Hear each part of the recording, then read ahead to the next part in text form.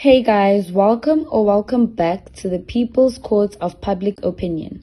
I'm your host, Kanyisile Butelezi, and we are unpacking the tragic story of Bafana Mahungela, a 21-year-old varsity college student in Sandton who is an accused murderer of teacher Kirsten Kluyts. I do just have one disclaimer that this case is relatively new as it only occurred around the 29th of October 2023, and therefore for legal reasons I have to state that these are just allegations because they are yet to be proven in the court of law. With that being said, let's dive into today's video. Kluyts attended a My Run race at Prince George Park in Sandton Park Mall, and part of the trail and route that Kluyts used to attend the race passes through this location. The poor woman was found clothless, with her headset, cell phone and keys still in her possession, but her watch being the only item to be taken away from her. The 21-year-old is facing charges of premeditated murder, robbery, aggravated circumstances, and a row for the death of a pregnant teacher. Bafana lived at a student commune in Parkmore, and his caretaker's girlfriend, Sis, as the students would call her, says Bafana shared a bit of something with her shortly after the incident happened. Let's hear what she has to say. You know, Bafana was seated on the couch as I was cooking for my boyfriend, and as per usual, I expected the warm welcome greeting he always gives me when he sees me. But this time his vibe was different. He seemed frightened. I then asked him what's wrong, and he related what happened on the day of Kirsten's murder. He said he was attending his girlfriend's birthday in Alexandra. Apparently they were having a great time until they got in a heated argument and he decided to leave. But because he was drunk and fell asleep in a taxi, he got dropped off at the wrong spot, so he had to walk home. The part that really gave me shivers is that while he was walking, he stumbled across something covered with a rug and he got curious. He opened it and found a dead female body with her eyes wide open.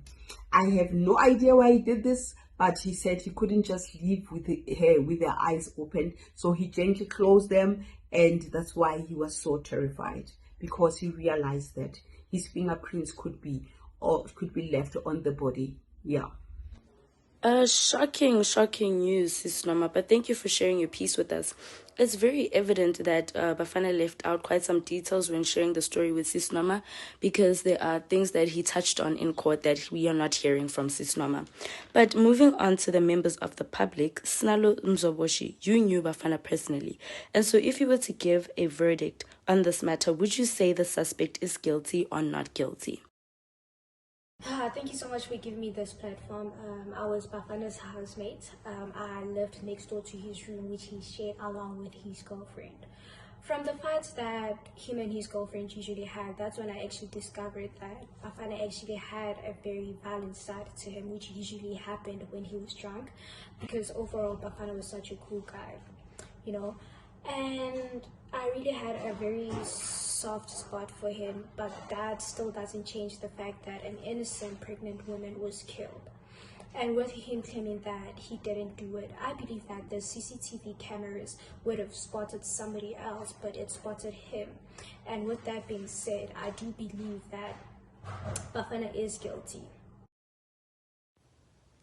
Thank you so much, Snalo, for sharing your piece with us. I can totally hear and understand where she is coming from. I mean, I'm not saying Mahungela committed the crime, but I'm not saying that he didn't. Hear me out, guys. I mean, it was already screaming psychopath when he actually undressed this dead woman and wore her clothes. And you would think that he's going straight home because he's done something so terrible. But not him. Not him. He decides to take a walk to a restaurant within the premises of George Park, in Kluyts' clothes still, and claims that he was scoping the menu because he has plans of taking his girlfriend out for their upcoming anniversary. Can you believe it? I mean, I'm just the voice for us women. Us women who want to take regular walks but can't because we're afraid of being preyed on by these strange men who act upon their intrusive thoughts. But it's been shocking.